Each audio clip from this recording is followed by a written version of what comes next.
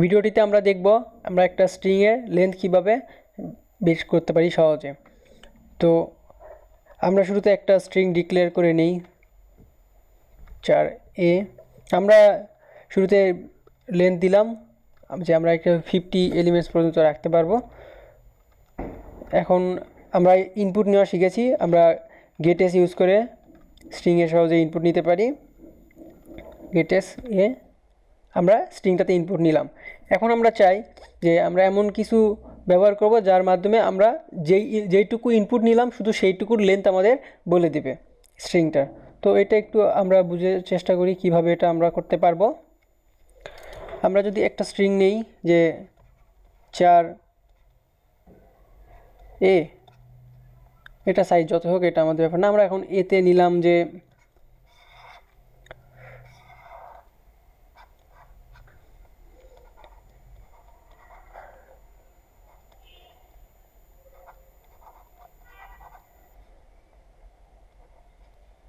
আচ্ছা capital letter নিলাম। তো আমরা এখানে কি নিয়েছি, আমরা এখানে নূর ইসলাম একটা স্ট্রিংয়ে নিয়েছিলাম এবং এখানে একটা স্পেস আছে। আমরা চাই এখন এইটুকুর আমাদের সে এখানে অটোমেটিক একটা নাল বসিয়ে নিবে, সেটা আমরা করব না। তো আমি চাই এইটুকু আমাদের কতটুকু এর লেন্থ সেটা আমরা জানতে। তো আমাদের কি করতে হবে, আমাদের প্রত্যেকটা হিসাব করতে হবে। 2 3 এটাও কাউন্ট করব, যেহেতু স্পেস আমরা কাউন্ট করব 4 5 6 7 8 9। তো আমরা এটা 9 পর্যন্ত পাচ্ছি। তো আমরা যদি কোনোভাবে স্ট্রিংয়ের শুরু থেকে শেষ পর্যন্ত কাউন্ট করতে এভাবে হিসেব করতে পারি তাহলে বা কাউন্ট করতে পারি তাহলে আমরা বুঝতে পারবো এটার লেন্থ কত। তো আমরা হোয়াইলের ব্যবহার দেখেছিলাম আগে, যখন আমরা স্ট্রিং কপি করেছি হোয়াইলে আমরা কি করেছিলাম, যে স্ট্রিংটার নেম যদি হয় a, তাহলে i ইকুয়ালস টু আমরা শুরুতে বলে দিতাম যে i0। তো এটা যতক্ষণ না পর্যন্ত আমরা নট ইকুয়ালস টুর ব্যবহার দেখে এসেছি, তো আমাদের প্রবলেম থাকলে আমরা সেটা আবার দেখব। এটা যতক্ষণ পর্যন্ত না নাল ক্যারেক্টার পাবে ততক্ষণ পর্যন্ত আমরা কি করব, আমরা আরেকটা ইন্টিজার নিব l ইকুয়ালস টু আমরা শুরুতে 0 বলে দিব, l প্লাস প্লাস করবে এবং iও প্লাস প্লাস করবে। তাহলে এটা কি হচ্ছে আমরা একটু দেখি। শুরুতে i0-র জন্য যে আসবে 0-তে দেখবে n আছে, এটা তো নাল না, তাহলে কন্ডিশন ঠিক আছে, তাহলে সে ভিতরে আসবে। l এর মান আগে ছিল 0, l ইকুয়ালস টু 0 ছিল, সে l এর মান l equals to 0 plus 1 equals to 1, l এর মান হয়ে যাবে 1।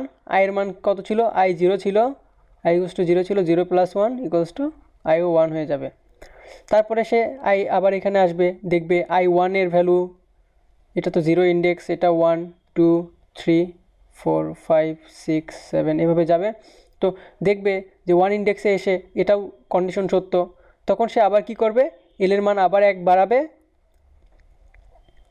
l এর মান হয়ে যাবে তখন 2 এবং i এর মানও হয়ে যাবে 2, i এর মান 1 বাড়িয়ে দিবে।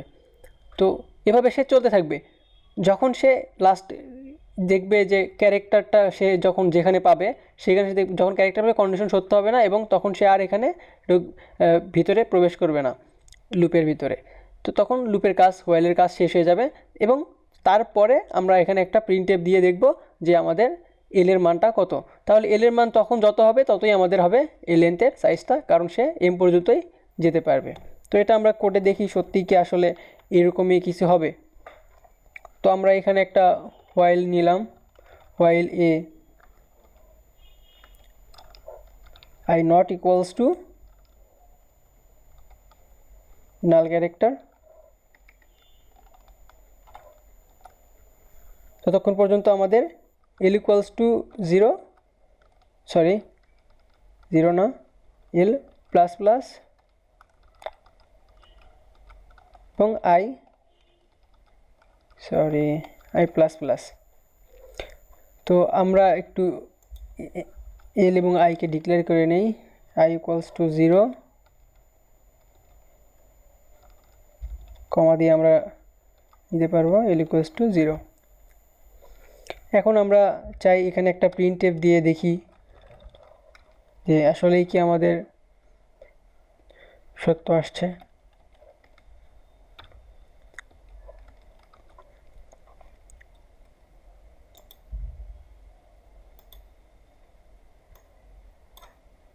তো আমরা একটা নিলাম নূর ইসলাম, তাহলে সে আমাদের কি দেখাচ্ছে যে এটার লেন্থ 9, 1 2 3 4 5 6 7 8 9।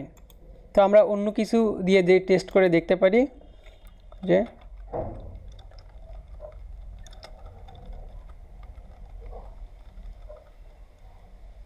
নর্থ সাউথ ইউনিভার্সিটি এটা দেখাচ্ছে 22।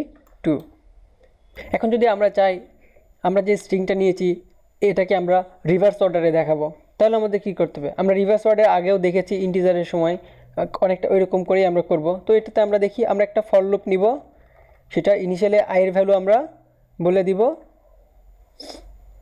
যে i equals to L. Actually এটা এল হবে না, l-1 হবে, কারণটা আমি একটু পরেই বলছি।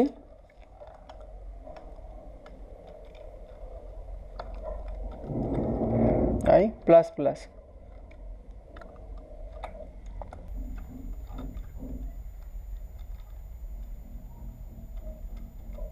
এখানে আমরা ইউজ করব percentage of C. Percent of C কেন ইউজ করতেছি এটাও আমি এখনই বলবো। আচ্ছা, তার আগে আমরা একটু বলে নিই এখানে আমরা কেন i equals to l-1 use করেছিলাম। আমরা যেহেতু রিভার্স অর্ডারে প্রিন্ট করব, তো আমরা একটু আমাদের আগের এতে ব্যাক করি। তো আমরা চাচ্ছি আমরা এটাকে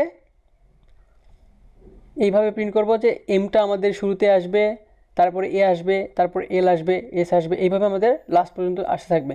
তো আমাদের ইন্ডেক্স শুরু হয়েছে 0 থেকে, আমাদের এটা ছিল 8 নাম্বার ইন্ডেক্সে ছিল আমাদের 9 নম্বর ভ্যালুটি, যেহেতু আমরা এখানে লেন্থ পেয়েছিলাম 9। সো আমরা এখানে তাহলে কি পাচ্ছি যে এখানে আমাদের 9-এর জন্য 0 থেকে 8 ইন্ডেক্স পর্যন্ত ছিল। তো আমাদের যেহেতু আমাদের দরকার 9 ইন্ডেক্সে কি আছে সেই ভ্যালুটা শুরুতে, তাহলে আমাদের কি করতে হবে? আইয়ের ভ্যালু আমরা বলে দিলাম যে 9-1, তার মানে কত হলো 8। তো আইকে আমরা পরে ইন্ডেক্স হিসেবে ব্যবহার করব, সেই জন্য আমরা এখানে 1 কমিয়ে দিচ্ছি এবং এটা আমরা চালাবো 0 পর্যন্ত, এবং তারপরে আমরা প্রত্যেকটিকে একটা একটা করে প্রিন্ট করব। তো একটা একটা করে যখন আমরা প্রিন্ট করব তখন কি সেটার স্ট্রিং থাকতেছে? তখন সেটা হয়ে যাচ্ছে ক্যারেক্টারের সিঙ্গেল ভ্যারিয়েবলের জন্য। তো সিঙ্গেলের জন্য আমরা কি জানি? ফরম্যাট স্পেসিফায়ার আমরা %c ইউজ করি, আর স্ট্রিংয়ের জন্য আমরা %s ইউজ করি। তো আমরা যেহেতু একটা একটা করে নিয়ে কাজ করতেছি, সো আমাদের আর এই জায়গায় %s ইউজ করতে হবে না, আমরা সেই জন্য %c ইউজ করব। তো এটা আমরা একটু দেখি, তাহলে আমরা খুব সহজে বুঝতে পারবো। তো সেজন্য আমি এখানে %c ইউজ করেছি এবং এখানে 1 কমিয়ে নিয়েছি এবং 0 পর্যন্ত আমরা চালিয়েছি। সো এটা কী হলো? ইন্ডেক্স 0 থেকে লাস্ট সংখ্যা পর্যন্ত চলবে। এই ব্যাপারে আমরা আগেও অনেকবার কথা বলেছি, সো এখন এটা আমাদের প্রবলেম হওয়ার কথা না। তো এখন আমরা এটা একটু দেখি এটা আমাদের কীরকম ভ্যালু আউটপুট দেয়। তো আমি শুরুতে দিলাম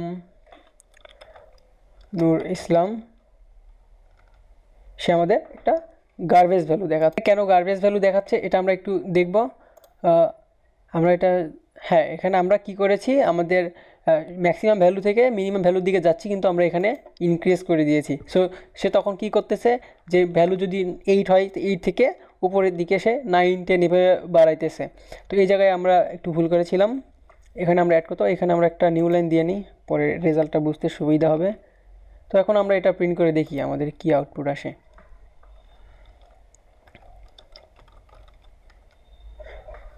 সে আমাদের কি আউটপুট দিচ্ছে যে নূর ইসলাম, এটার লেন্থ 9 এবং তারপরে এমটা ফার্স্টে, তারপরে তারপরে এল, তারপরে এস, তারপরে আই, তারপরে স্পেস, তারপরে আর, তারপরে ইউ, তারপরে এন। সে আমাদের রিভার্স অর্ডারে প্রিন্ট করে দেখাচ্ছে।